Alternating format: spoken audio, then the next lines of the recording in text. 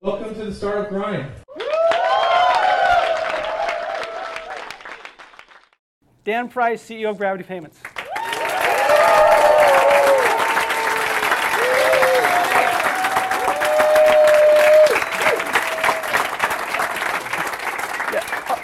Oh, this is that's for the video, and this is for the room.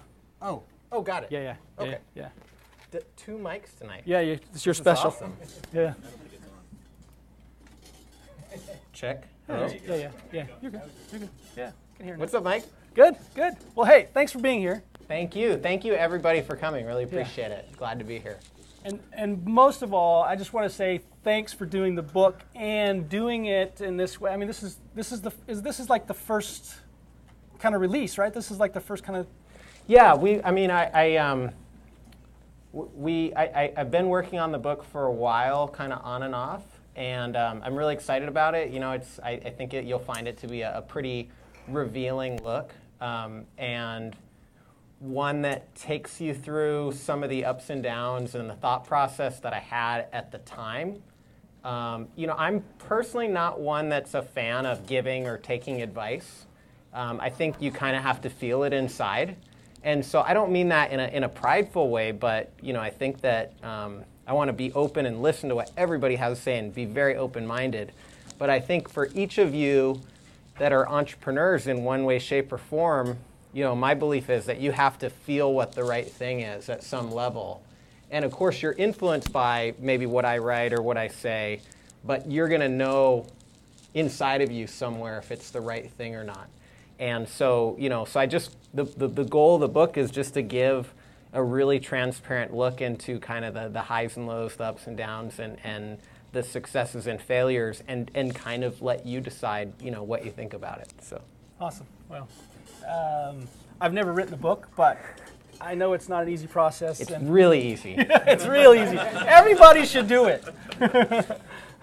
So, well, let's start off with some, you know, I know some things that, like, tell me the difference between today, Dan Price's life today, versus, let's just say, 3 years ago.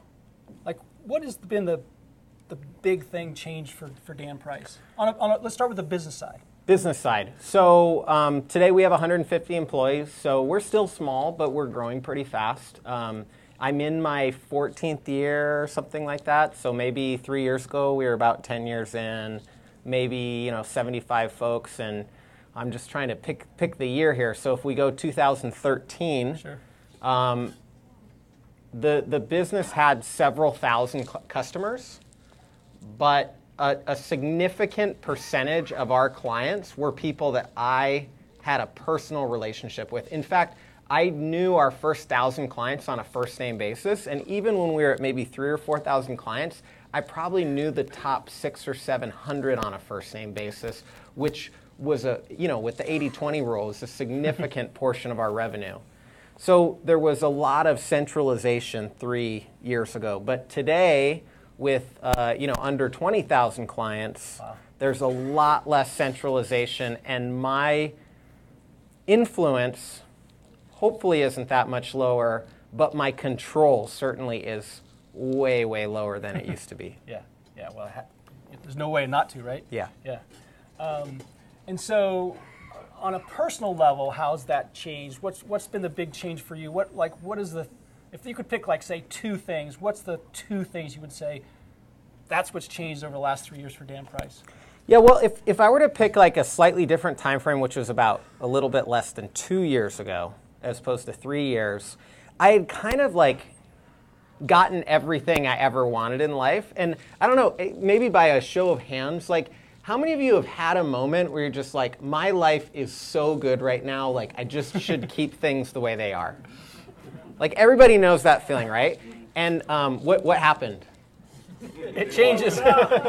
But why? Like, specifically what happened? Like, do you have kids? You get married? Do you quit your job? Yes. You get a new job? You get a promotion? What changed? The world. The world? Anybody? Anybody else? Expectations? Your expectations go up? Technology?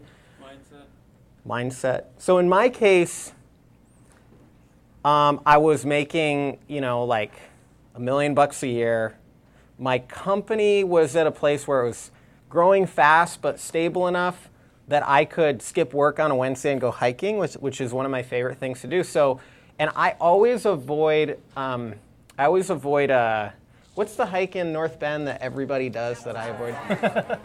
So I was trying to avoid Mount Si always, but it was like a rainy Wednesday. And it's pretty well-defined trail for rain, and there's no one going to be there on a rainy Wednesday. So I go on this hike, and my friend that I hike with lets me know that a $200 rent increase is basically making it so she can't afford to pay the bills anymore. And it's like, my life's so good. It's calm in all the right ways. It's exciting in all the right ways. You guys all know that feeling, right? Because a lot of people nodded and raised their hand. I had that moment, and I'd worked so hard to get to that moment. But when she started talking about how a $200 rent increase was making it so she couldn't pay her bills, I started to get angry at her current employer. And then I had that feeling of, oh my gosh, I'm such a hypocrite, because I realized that a third of the people at Gravity that the company had decentralized to over the previous year at that point, and were doing blood, sweat, and tears. I like to say that everybody at Gravity is the CEO of a client or a project or a problem. They were in a worse, potentially financial situation than she was.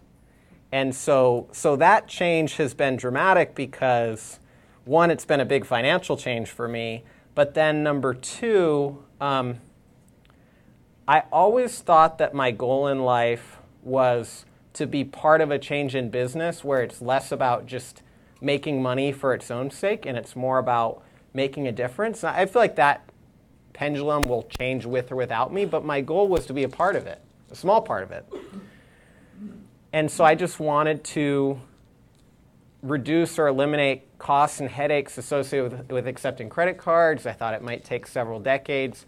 But all of a sudden, I had this platform and this opportunity, and somebody mentioned expectations change.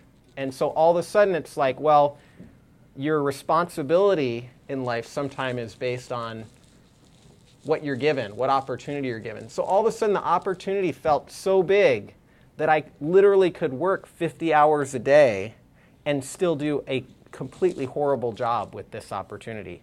And so the sense of potentially like stress and pressure, I went from being in a very good place to a very difficult place in a pretty quick amount of time. Yeah. And what today, Dan's price, what is the thing that gets you up in the morning now? Is it any different than it was 3 years ago or 2 years ago or 1 year ago?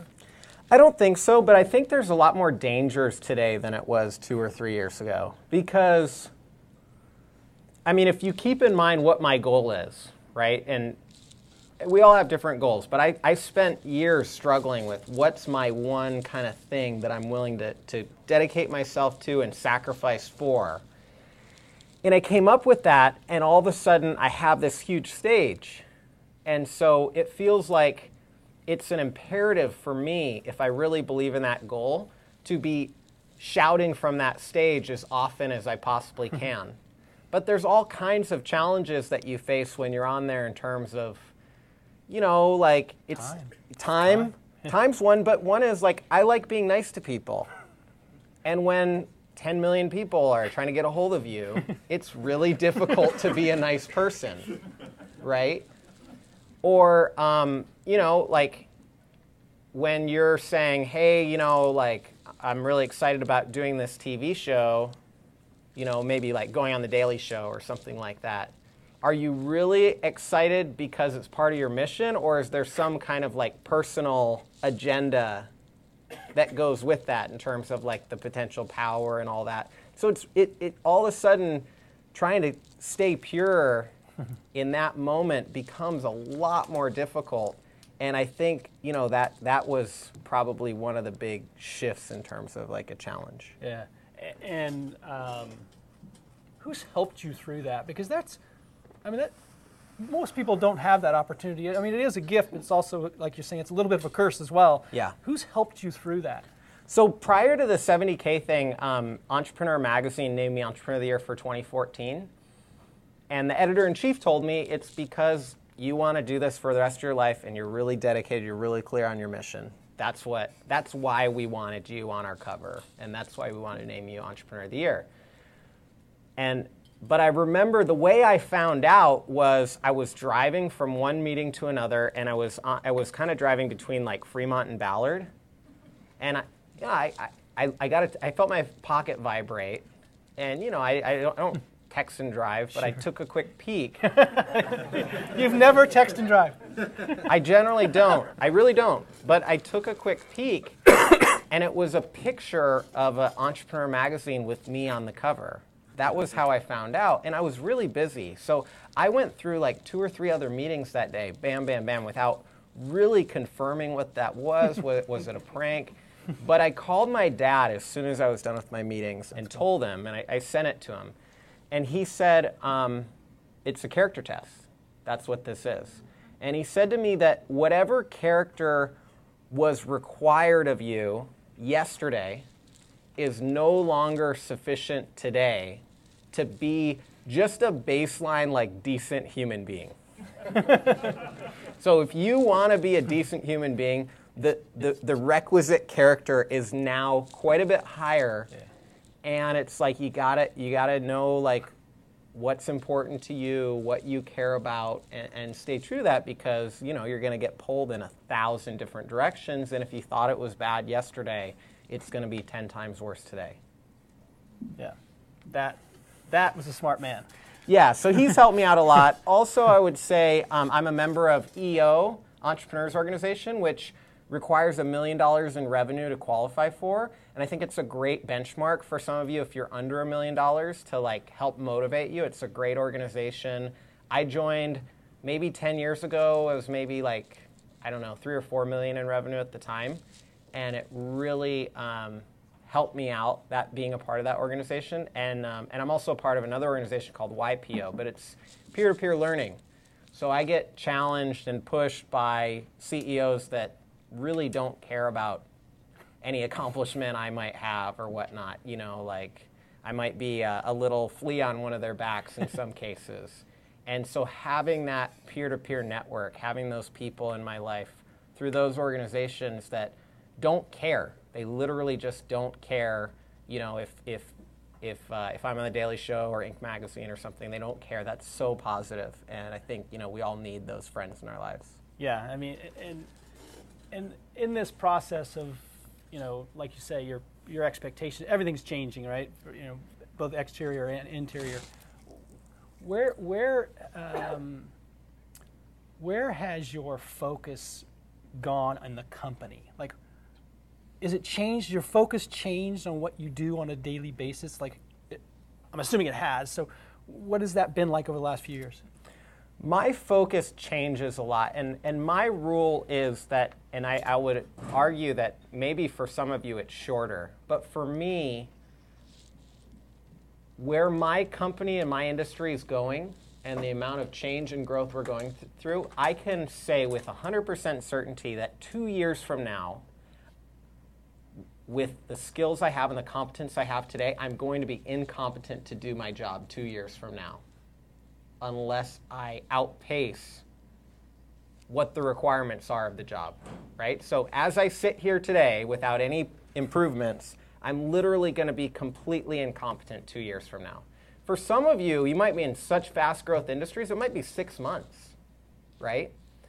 And so I'm constantly reinventing myself in this role and constantly changing, kind of what it means. And sometimes I would say before, when I'm on that hike that I'm telling you about, I think kind of like figuring out like the soul of the company is a lot of what I was focused on during that time. And it was kind of like a Zen period of time where that made sense. But then afterwards, it's like, wow, that was really expensive. We got to find a way to pay for it.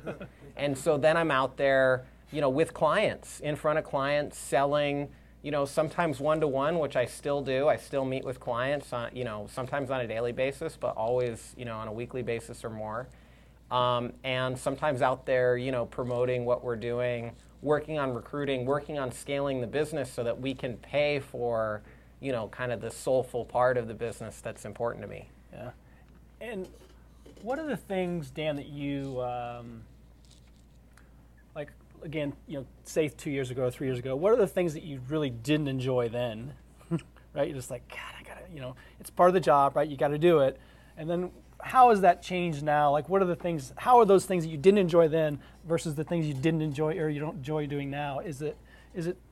They still exist?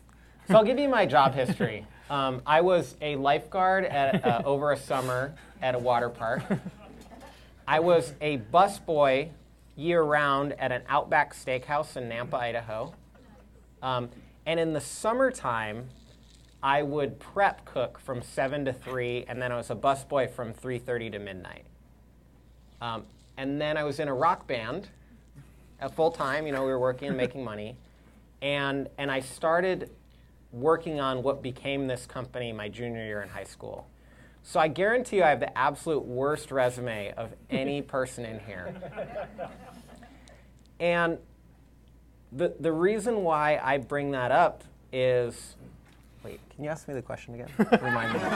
This was my preamble to the answer. Because what you what didn't I don't like enjoy. doing. Yeah, So honestly, for me, I've never really thought about what I enjoy or don't enjoy. I never really think about it.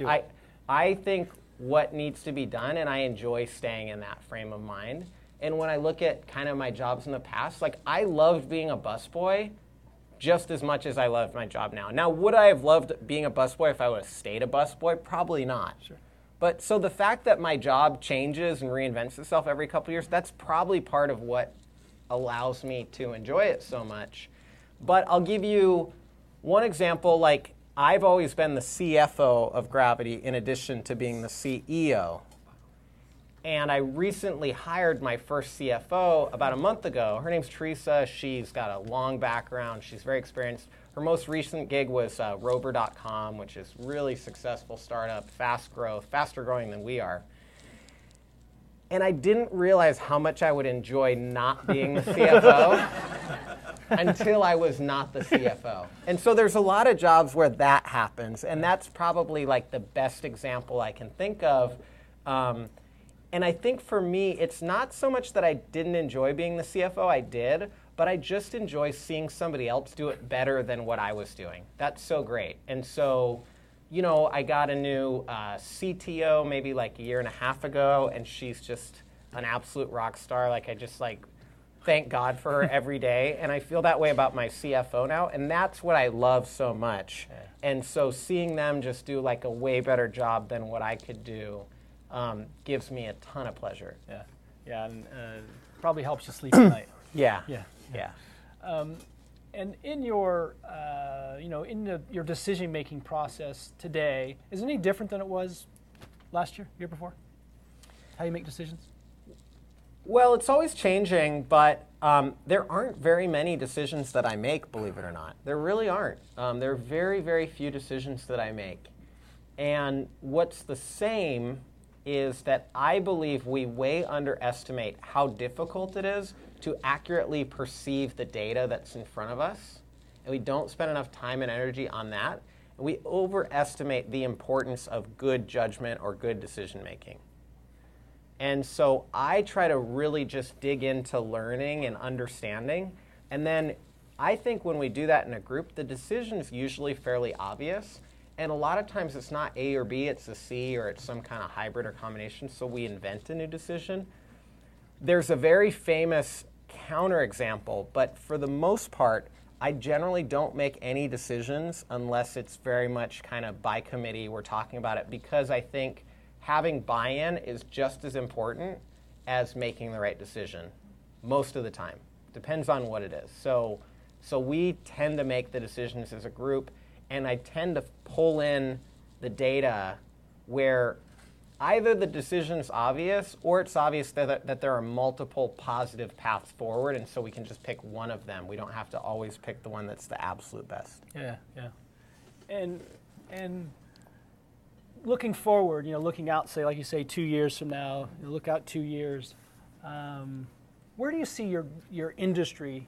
Where's that going? I mean, obviously, money transfers, like Remitly's doing and killing it, right?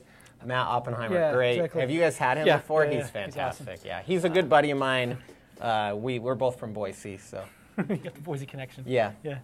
How is that changing? I mean, give us some industry things like you think where you think it's going. Yeah, well, our industry changes really fast in some ways and really slow. But what's important is making independent businesses, more successful. And a lot of times that's about, like I had mentioned before, reducing the costs and headaches of being paid and just making it easier. But that mission has expanded, and we're figuring out more ways to reduce costs and headaches. And a lot of it is by bringing software out there, typically through partners, where it's an integrated software that has payments all built in.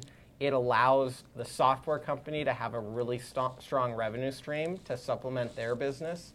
And it allows that merchant, that company, that niche market that the software is built for to just run better.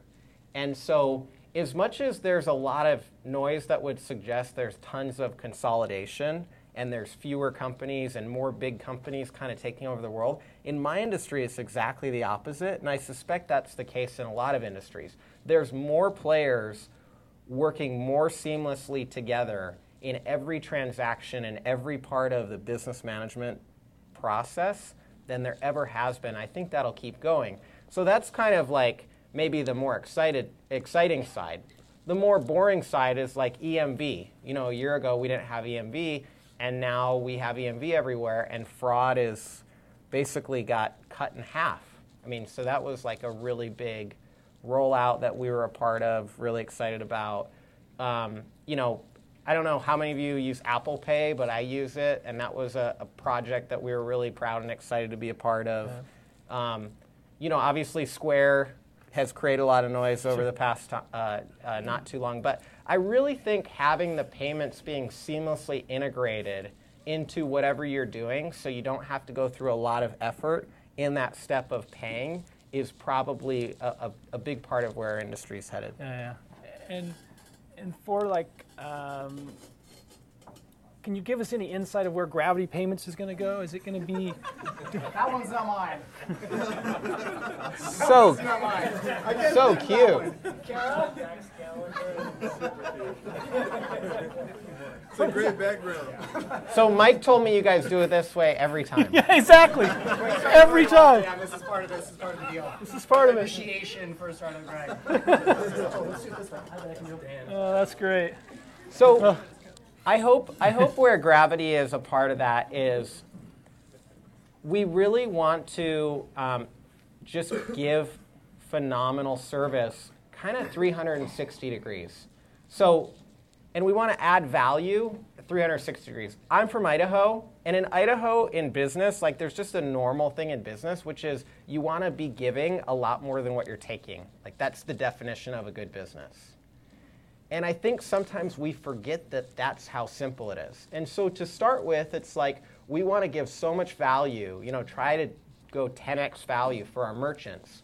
We want to give them 3 times the service for 1/3 the cost. That was the initial idea of the business. I wasn't smart enough to know if it could be financially viable, but we ended up with so many referrals and such high client retention that it ended up kind of working out. We made it long enough to scale enough that it could be sustainable. Then the second step is with a decentralized company, you have to do that for your team. But you can't just pay a lot. You have to demand a lot. You have to get people on a really steep learning curve and a really steep advancement curve, because that's how you're really going to add value. Because if you just pay somebody more, that's not really sustainable. It's not really going to help them.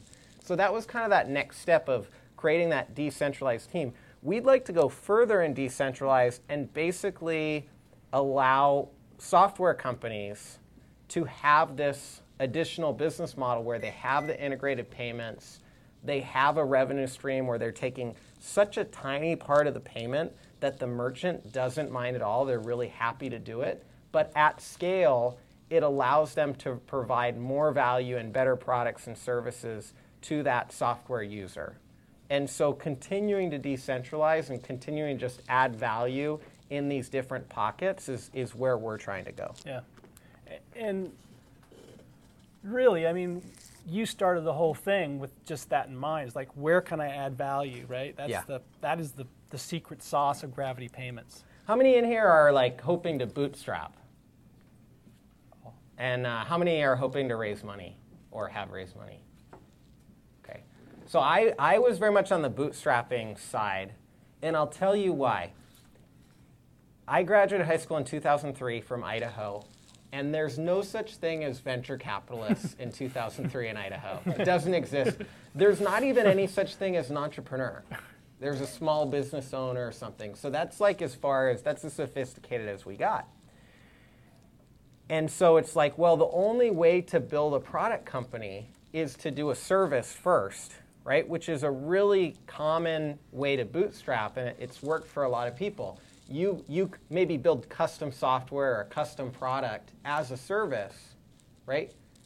And I don't mean like in the SaaS sense service, but you're literally like doing consulting. You're working for a company, but you're working not as an employee.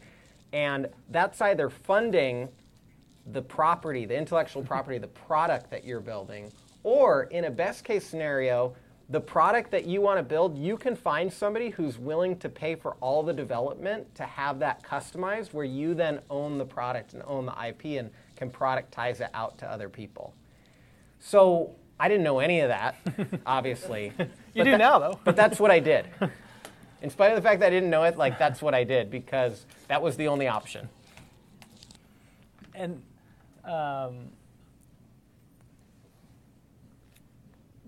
doing VC, venture capital, versus bootstrapping it, what do you think, bootstrapping it, like if you and I are starting a company next week, we're going to bootstrap it, what are the two things we're going to focus on? Like if you're going to say, hey Mike, these are the two things we need to focus on, it's that, and that. So if you're doing VC, you're going around pitching and raising money. That takes time. That takes time. That's a lot of work. If you're bootstrapping, you're going around and pitching and raising money, but instead of raising money from venture capitalists or angels, you're raising money from your clients by selling work, by selling projects, by selling whatever you can sell, and delivering on that. And so it's really a matter of finding people that you can say, what can I do for you that would be really valuable? And it really is that simple. And in some cases, if you can afford to, it's kind of good to not charge them. Like just find people that are in your target customer mix somewhere and get to know them by just trying to help them out. So maybe you have an idea for a security product. Well, my guess is if you have an idea for a security product, you could go into a business that could be a potential client and do a security audit for them. And you could do some ethical hacking, right? And you could print up a sheet for them. Here's all the ways I was able to intrude into your system. Here's the data I was able to see. Here's the data I think I probably would be able to see if I was willing to cross this ethical or legal line that somebody else would be able to cross. And you give it to them, and it's just the relationship and the experience and the trust. That's the most valuable thing you're getting. Now, if you need to keep the lights on, then you also charge them. But that's the least valuable thing you're getting. And so it's kind of like getting into that step in that process. And the other thing I'll say is most of my friends, peer CEOs are venture-backed or private equity-backed, and they are all so jealous of me. They are so jealous because they have these growth rates, they have these expectations. If they don't hit them, the consequences are massive, not just for them, but for a lot of people that are counting on them. And, it's really nice to have the flexibility of not having all that. And so I get a lot of, jealous friends that are saying, you should be happy that you didn't take the money, because in 2007, Madrona was just forming. I was in college, and Matt McElwain, who's the main managing partner at Madrona that runs the whole thing, asked me for a meeting. I met with him, and he offered me money. And I was in college. I was in my early 20s, and it was a really difficult thing, to turn that down. Matt will still tell you today, Dan, you would have made all of us billionaires like 1,000 times over, and however successful you think you might be, like you would have been way better off if you would have taken it. No one really knows. Yeah. But that was a real key moment for me of having that meeting and having maybe the gumption or the stupidity, depending on your perspective. Which one was it? To say no. Do you think when you answered that question, it was through not just how was it? What do you think? Where did it come from? Was it like I really thought about it and I think I got the right answer? It was like I'm just not gonna do it. I'll give you the play-by-play. I told Matt that I believed in alignment. And actually, let me back up. So I have a meeting with Matt McElwain tomorrow, right? What do I do tonight? I stay up all night reading the Wikipedia page and other things like it to try to figure out what a venture capitalist is. I have no idea. And when I read it, and I start reading like terms and like I'm searching this, I probably spent 5 hours trying to figure out how their business works. And when I finally put it all together, I was like, what? That sounds terrible. And what I was most averse to was something called preferred stock, which basically says, if you hit it to the moon, which they're going to tell you you're going to, you're going to tell them you're going to, you all agree, then everyone's good. But in any outcome below that, there's some real conflicts that are going to rise potentially between you and them. And I'm probably overly paranoid and thus unfair to them. They do fantastic work, and a lot of my friends who have been funded by them have phenomenal experiences. So that's what I'm seeing. So I meet with Matt and I say, look, a lot of respect for you, love what you're doing, love your ideas, but I'm not going to do preferred stock. So if you're open to doing common stock, your valuation's fine, your funding amount's fine. If you're open to doing common stock, I'll do it. And if you want to do preferred stock, I won't do it. Matt said, well, come back and meet with all my partners. So I come back and I'm meeting with all the partners. They're all around a board table. Is it just you? Just me. Okay. And the first, I think, as far as I can remember, and the first thing that I say is, hey, I just want everyone to know, because I told Matt this, and I know the way you guys are structured. At this point, I'd studied a lot. And I said, I'm not going to do preferred stock, and here's why. And Paul Goodrich, who is one of the partners, still is, looks at Matt and says, well, Matt, we don't do that. And Matt's like, let's hear him out. Like, I think this could be a good thing. And Paul looks at Matt and says, our limited partner agreement does not allow us to do that. And I literally, like within 5 minutes, got up and left. And just maybe 8 weeks ago, I was riding down the elevator in the brown Wells Fargo Tower downtown. That's where Madrona is. And I was riding down the elevator with Paul Goodrich. I look a little different, so I was like reminding him who he was and shaking my hand. And he said to me the following, yeah, we should have done that deal. That's great. So obviously, you're a fan of bootstrapping, which really, I mean, it opens up a lot more door. I mean, it allows you a lot more options as you grow, and it's definitely a more advantageous way for the entrepreneur to go forward. What about your experience, because you've grown pretty, I mean, it's been a pretty good hockey stick, right? What has been kind of the things you've learned in kind of managing the growth, right? My theoretical belief is that for a business like ours, 25% is the right growth amount. I know that sounds crazy that I would like pick a quote-unquote right growth amount, but I really do believe that. Like when you're in that range, it feels really challenging and exciting, but you can really like stick to what you care about, and you can keep your priorities straight, and you can somewhat keep your head screwed on. You can have some work-life balance. And so, and I've always been somebody that wants to do like a long-term deal. So I want this to last several decades. That's been my goal. But at different times, we've had 100+% growth. And at other times, we've been maybe a little bit below that kind of target range. But this might surprise everybody here. Most of the time, I'm spending more time and energy trying to slow down our growth rate as opposed to speed it up, or at least moderate it. Now, I want us all to be efficient. I want us to spend our resources well. And so if we're going to spend a certain amount of money, then we have to have a corresponding growth rate with that. So I'm not kind of like, hey guys, let's just like not show up to work for a month. But I am trying to think about it in a long-term sense. And the number one priority I have with growth is that, well, there's really, to me, 3 priorities in business. Number 1 is keep your clients. Number 2 is do more for your clients today than you did yesterday. Have a better deal for them today than you did yesterday. And then number 3 is get new clients. And I try to make number 3 like a distant priority in growth compared to 1 and 2.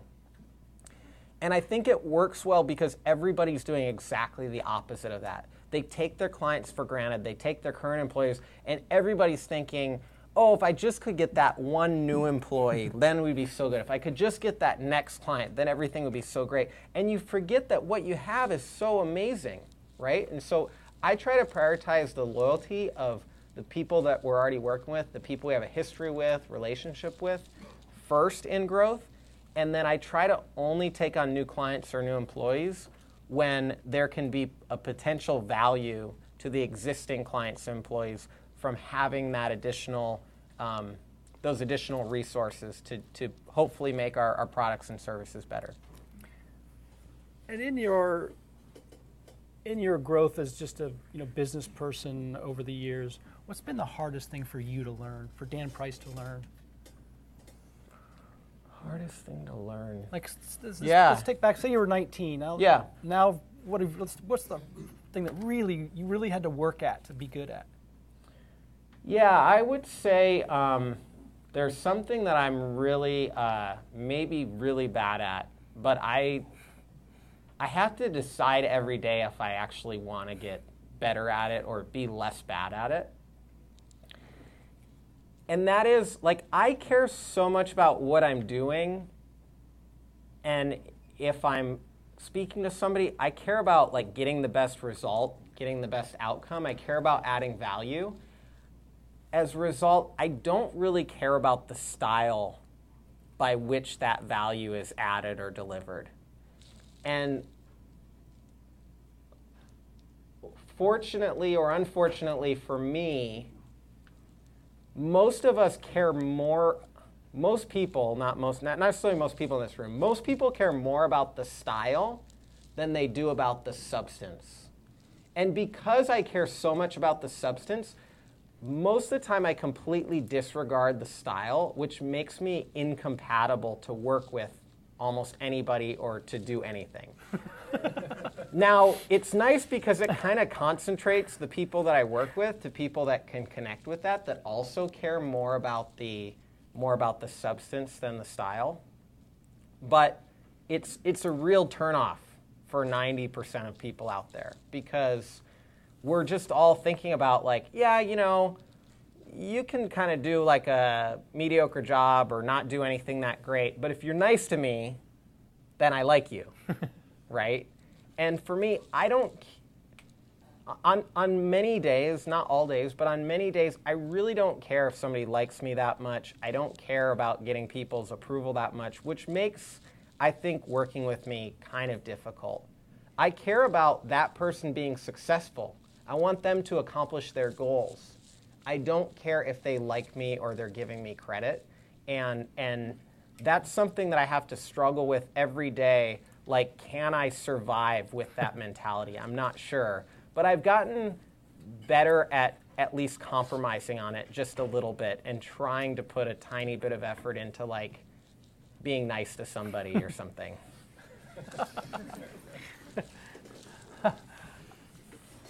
I don't know if people would say you weren't nice. Do you think people say you're not nice? Well, people that I work with would say I'm very focused. And it's just not a priority. I don't think they would say I'm not nice, but I don't think they'd say I am nice either. It's kind of not applicable. Okay. And over the years, obviously the last 2 have probably been some of the bigger changing years, but over the several years, where has the, you know, we all have a kid in us, right? We all have a kid somewhere inside of us. Some of us let it out more than others. Have you lost that? Have you gained more of it? I don't know. I mean, I snowboard, I surf. I'm very passionate about that. I love hiking. And maybe about 4 or 5 years ago, I grew up playing football, basketball, baseball, these like traditional American sports, which I find to be so scripted, especially football, which was my main sport. And maybe like 4 or 5 years ago, I found soccer.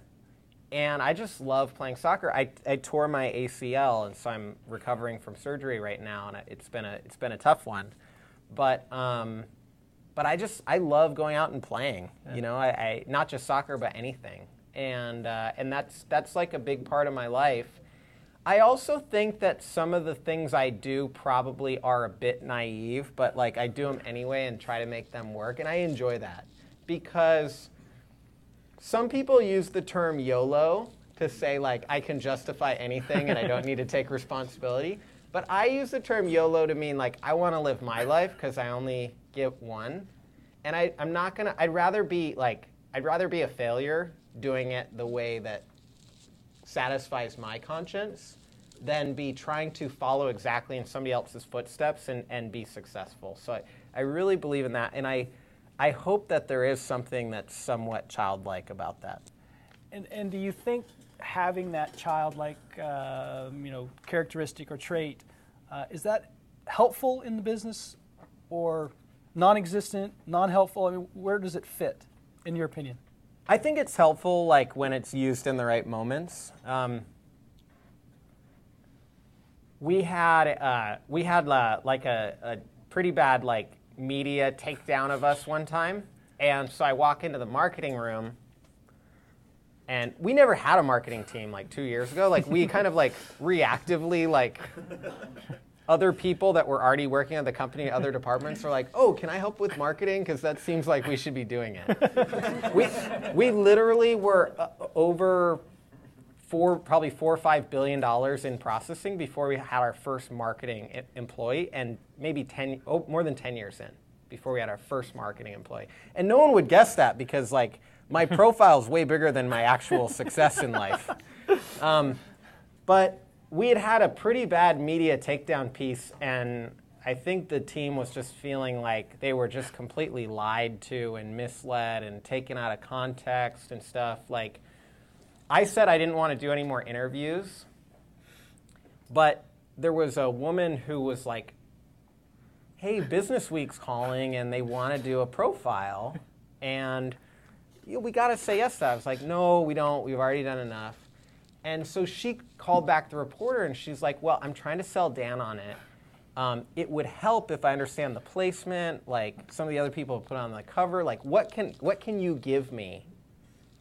And the reporter then used that to say, oh, Gravity is so vain because they're trying to get on the cover, right?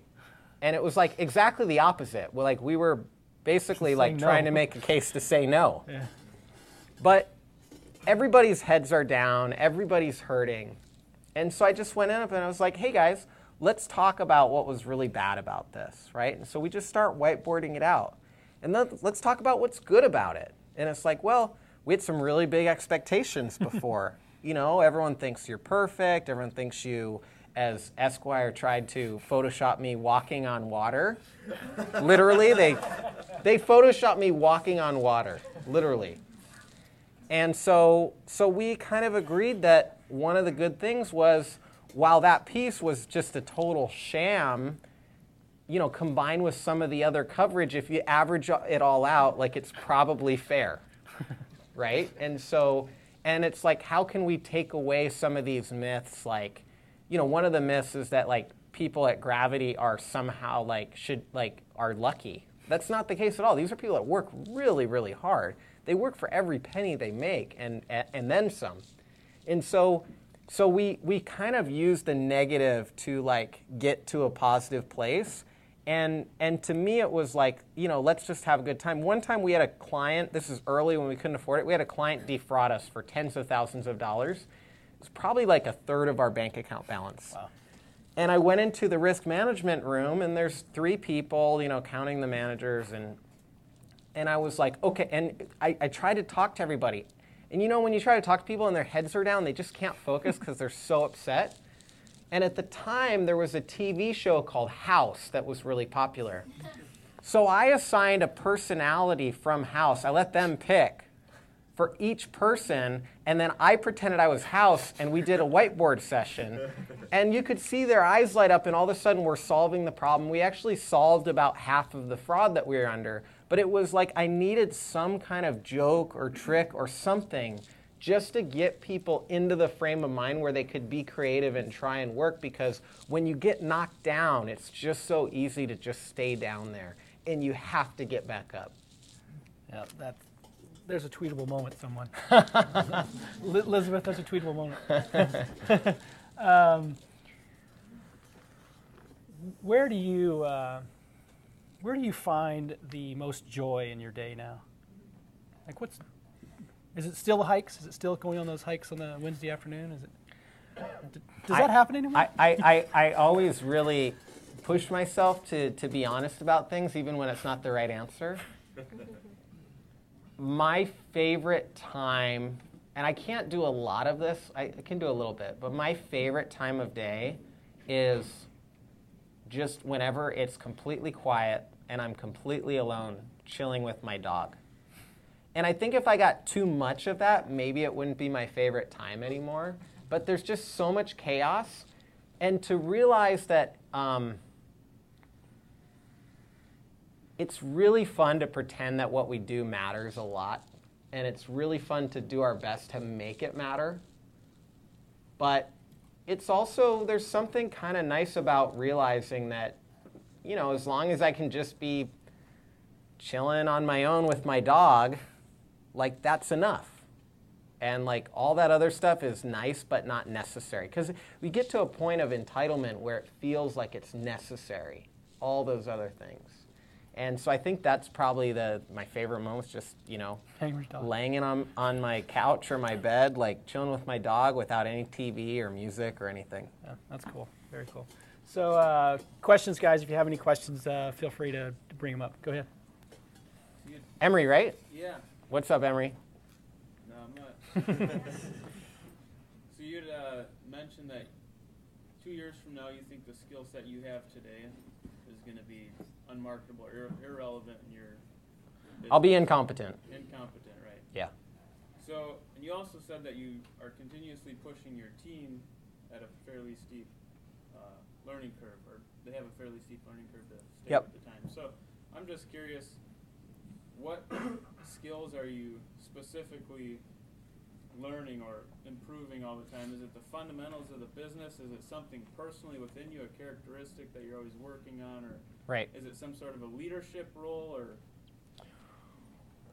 When I started, I was a junior in high school, and it was listening and focus. And like being able to like really slow down and be very, very detailed. I was kind of like I was a little bit more of like a people person in early high school than I am now. And being able to really slow down and focus was like, I put so much energy into that. Then it was about like hiring at some point. And so I read a bunch of books. I worked on kind of documenting a hiring process. I tried to hack it a little bit. Like, I noticed that I would set up a bunch of interviews and a bunch of people wouldn't show up. So I decided, okay, I'm going to get a resume, and then I'm going to immediately, if the resume is like any good at all, I'm going to reply and copy and paste an email interview. And the half of the people that wouldn't show up for the in-person interview also wouldn't respond to this email interview. And so it was like kind of figuring out that hiring process. And then it was figuring out, how do I convince somebody that I can't afford? The first person I hired, I mean, I can never criticize anybody about pay. The first person I hired was $24,000 a year and no benefits. So like, I'm never going to be critical about anybody about pay as long as you're trying your best. But it was about like, how do we create the educational forum for this person to get value at that pay rate when clearly like it's not even enough to live off of. And so like that was kind of the next step. Then it was about product. Like, how do we have the best product? How do we have the best technology? How do we get control of this industry that's just spinning out of control, where the deck's so stacked against the merchant that even though we're in it for the opposite reason, like we have to be able to say when things go one way versus when things go another, because we're coordinating a lot with the industry, and when they're in control, they're just going to keep doing things the way they always do it. And so it kept evolving. You know, going into the recession, I was not financially sophisticated. And we just didn't really have anybody at the helm that was. And so the recession taught me financial sophistication, because first we lost 20% of our revenue in a very short period of time. We went from making a tiny bit of money to losing a bunch of money every month and just barely surviving. So getting everyone together, talking about what we will compromise on, what we won't, and basically saying we're not going to do price increases, we're not going to do layoffs, we're not going to do benefits cuts, we're not going to let our clients be implicated because they're all suffering too. But made me really, financially sophisticated. But then we got really profitable coming out of the recession because I was so scared that it's like I'm hanging on to everything. And so then in 2012, it's like, how do we create, the pay got way out of whack. And people know about 2015, but we started solving it in 2012. We set a goal in 2012 to average 15% or more raises from that year forward. And since then, we've averaged probably 24% since 2012. But it was like, how do we create the team atmosphere where we can succeed enough to do that and give visibility to people about the unit economics kind of what they do? So a lot of people think like a call center person isn't valuable. One of my clients, I have a lifetime value just directly on that client of like 30 grand. And if I figure, when I asked our team, like, do you think if we lose one client, would you rather lose one client or gain 5? They were kind of ambivalent about the answer. That means that if we lose one client, it costs $150,000. That's what we believe. And so understanding how important it is, the work that somebody's doing, even if at that time they were making $12 an hour, and understanding how they could add value in this relationship that was like so important. So then it became a lot more about that decentralizing, everybody's the CEO. And it just kind of keeps going on and on. Now it's swinging back toward product. I think last year you could argue that a big part of my job was like, being a public figure, right? I'm hoping that the pendulum will shift away from that in some ways, but there's other ways that I really enjoy that. And so I think I'm shifting toward product now, but if you ask me in a year or two, I'll probably say something completely different. So these are the different phases of evolution, but I didn't know where I was headed until I was headed there. And I can't really see like 2 or 3 humps over, because it kind of depends on where the business is, where the industry is, what the challenges are a year or two from now. Right here, sir. Hi, Dan. My name is Artie. Hey, Artie. I'm wondering how you attract and retain talent, especially for engineering, given there's so much competition in the area. Yeah, well, so the question is, how do you attract and retain talent, particularly in engineering, given all the competition? So my CTO, like, everyone wants to work with her, and that helps a lot. And she makes sure that the projects and the direction we're going is going to be intellectually stimulating for engineers.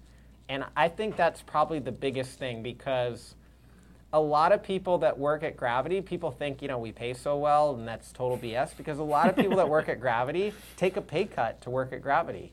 Our head of security took a huge pay cut. My CTO, she took an 85% pay cut to work at Gravity, because she was making, you can guess what she was making. She was down in the valley, and there's just like no way that I could, it would just be like, here's the whole company kind of thing. Like, that's how what we'd have to do to get her. So how did you get her? How did I get her? She called me and said, can we grab coffee? Well, she emailed my assistant and said, I want to get coffee with Dan. My assistant's like, wow, this is like, cool. Major executive from a huge Silicon Valley company wants to have coffee with you. you should do it. So I was like, You're like, okay. okay. I don't know what the agenda is. I show up for coffee. I think we had 15 or 20 minutes scheduled. And I was like, oh, why are you in town? She's like, what do you mean? And I was like, well, I assume you have like meetings and stuff today. You said you live down in the Bay Area. She's like, I flew in for this. And you're like, whoa. So she did a round trip day for a 20-minute coffee meeting with me. And I asked her why, and she said that my largest competitor, which is First Data, big company, she used to be an executive at First Data. She worked her way up from being an entry-level developer there. And they have had a series of layoffs over the years. But the first series of layoffs they had when she was an executive, she said, hey, why don't we all give up our bonuses for the next 2 years, and we can save 12% of the jobs that we're cutting if we all give up our bonuses. She got laughed out of the room. People made fun of her, and that had happened like 15 years ago at this point. And she had walked around with a chip on her shoulder for those 15 years, and she just wanted to talk to somebody else who had had some similar criticisms levied against them, right? Because, like, depending on what circles you run in, people like Rush Limbaugh, I'm like the laughing stock of all humanity. Harvard is teaching a case study on us in, I don't know, a dozen classes or so.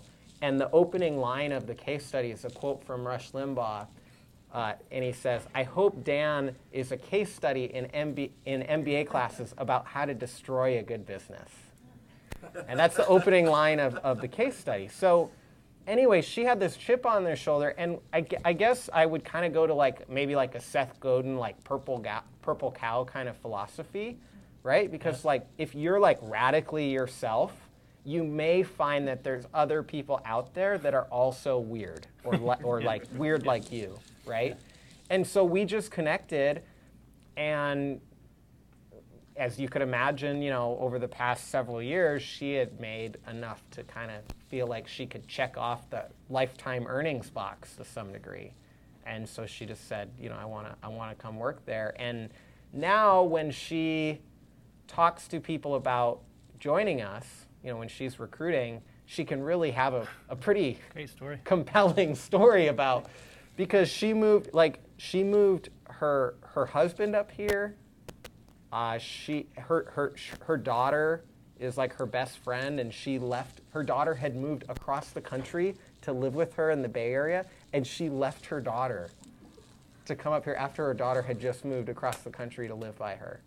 So she had every reason to not come to Gravity, but she only had one reason to come, and that was good enough for her. In the back. Hi, Kelly. Hey, Kelly. So, just a quick question. I mean, as an entrepreneur, which was in your blood, coming from high school, as the business matures, do you find yourself itchy to do something new? Absolutely not, but maybe I will. What I tell people is I've woken up every day hoping that I can do this for the rest of my life. But I don't know if I'm going to wake up and feel that way tomorrow. So far I have, and it's been a while. Now, I want to do new things, absolutely, but I want to do new things with the people that are around me right now, with the company that's around me. And the reason why I turned Madrona down, the reason why I was so scared about preferred stock is they have a 10-year fund life. They have to return the funds to the investors. And so their investment period is like a couple years. And then most of their investments, they really need liquidity in 6-7 years. And of course, you could flip it to private equity and flip it to another private equity, go public, go through that whole rigmarole. But I said, well, I want to do this for the next 20 or 30, 40 years. And I could be in a situation where I have to sell the company if I take this money. And so the guy, he's a friend of mine actually, but he likes to pick on me. The guy that covers me for Esquire, he's a contributing editor at Rolling Stone. His name's Stephen Roderick. He went on NPR and he was talking about me. He was kind of like bad-mouthing me a little bit because you kind of have to gossip in that industry a little bit. And he's like, well, I'm pretty sure Dan like really sees himself doing something else someday, you know, kind of thing. And he's like, I'm pretty sure he wants to be like Elon Musk or something like that. And I was like, Steven, that's like saying you want to be Walter Isaacson. Like, duh. Of course I want to do stuff like what Elon Musk is doing. But can you do it kind of like where you are? And for me, I'm okay if I can accomplish less, but it's a little bit more pure to what I care about than accomplishing more and having to make compromises. Now, if any of you have read a book that probably isn't fully true called Hatching Twitter, which is a very entertaining book by Nick Bilton, who writes for the New York Times and Vanity Fair. Ev Williams, the original founder of Twitter, his first company, Odeo, he was like me. He held on to it. He was very protective. He ended up taking an investment, but he really didn't want to, and he ended up selling the company. And he took a very high control, I want to have this forever approach. His second company was what became Twitter. And he took exactly the opposite approach. He wanted to push away a lot of the decision making. He wanted to raise as much money as you can. And I think in some cases, like a very binary strategy on these types of issues can be appealing. So I'm going really high on control, longevity. But I think there's a case to be made. A lot of my best friends just want to, have a big exit every 7 years and then take 6 months off and start over, and they love it. They're so happy. So I think either path can work for you. Can we? She's been trying for a while. Shanika? This is a related question. I'm Shanika, by the way. Shanika, nice to meet you. Yeah, so I felt that Shanika. Shanika. You Shanika. have a lot to give the world.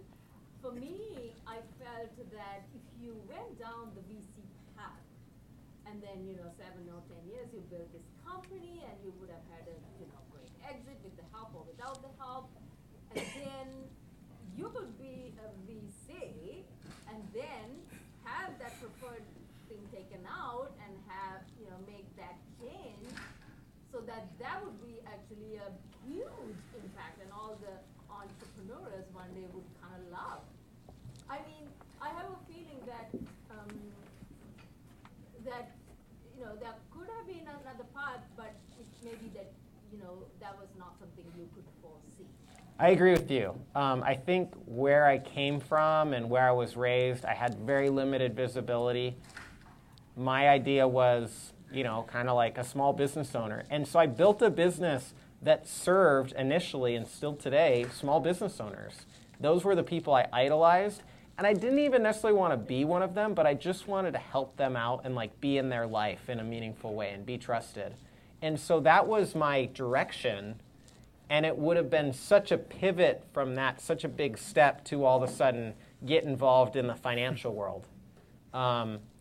And so I absolutely think you're right that there's a way to sequence it and engineer it for maximum benefit. But I don't really regret that, because things could always be better or bigger, and things could always be worse or smaller. And I don't necessarily think better and bigger are equivalent. So. Right. And that probably might also have made that you might have had to change your client base or the customers that you serve and all Right. that other stuff.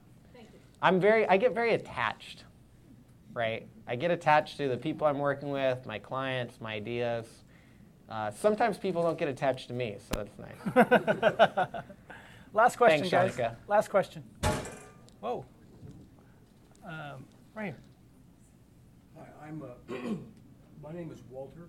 Hey, Walter. I've been a photographer for a very, very long time. And over the years, I've seen a gradual, and in the past maybe 10 years, more precipitous drop in the value of imagery. And in the industry I'm in, there's discussions about, because of the commoditization of images and information being free, or being perceived as free, that quality doesn't matter anymore. And you made a statement earlier tonight about the triumph of style over substance. In the past maybe year or so, I've noticed a gradual uptick where the buying segment of people that buy imagery are getting sick of the commoditization and would pay a little more if I could just get something that's some quality. Yeah. As a wide brushstroke in business, do you feel that turn, or is this a commoditized situation? I totally agree with you. I think that the pendulum swings back and forth and there's a reaction. A good analogy of this would be when David Axelrod was thinking through when then state senator or senator, I can't remember, Obama, might have a shot at some election cycle. He noticed how in presidential history, a lot of times the temperament or the style or the substance or something about the president that's elected is the opposite of the previous president, because the pendulum swings back and forth. And so he thought that Obama in some ways represented certain parts of the opposite of George Bush. George Bush was very warm and he connected with people. Obama was kind of cold and surgical and scientific and professorial. And what he missed was he said he was always poo-pooing the idea that Trump could have a chance to be president or even get the nomination. But when he thought about, well, then what's the natural reaction to Obama, which is kind of always like measured and cool and like very, very much like team organized and like going slow, getting criticized for never taking a stand on anything, never really saying what he believes. And all of a sudden you have a guy up there who seems to be the exact opposite of all those things. And so I do think the pendulum is swinging back and forth, and I do think it's swinging toward, we've pushed so hard on low cost, and I think that there's more and more emphasis now on quality and on value. And I feel less pressure. I'm in a commoditized industry that's very competitive. I feel less pricing pressure today in some ways than I ever have. In an industry where it's getting more commoditized every day, because people in my industry, people are starting to say, well, the real commodity is trust, right? And so I do think there's an X factor there that will continue to grow. But what's happening that really hit me is there's a lot of people that are being left behind where they just don't have a choice to participate in that anymore. And then you have other people that have so much money that literally they have more money than they could ever do anything practical with. So they're driving some of that. But I think culturally, even somebody that's getting started that's not far from the bottom of the economic ladder has a desire to be able to buy value, pay for quality, and like have things be artistic. You know, just even in our company in the last few months, we started to say, hey, if you're going to write a paper, or if you're going to write a blog post, or if you're going to design something, or if you're going to take a photograph, why don't you sign it? Right? And like just that simple thing, it doesn't seem like a big deal. And it might seem like, oh, that's way off brand. Why would you have an individual employee who might leave sign their piece? But what does that say to them? Yeah. It says it's art, right? It says it's important. Yep. And so now all of a sudden they have to take an artistic creator's approach to that thing. And it sounds like you and I both hope that that's where we're all headed. So I hope that's true. Yeah. Great answer. Thank you. Well, thank you guys for being here.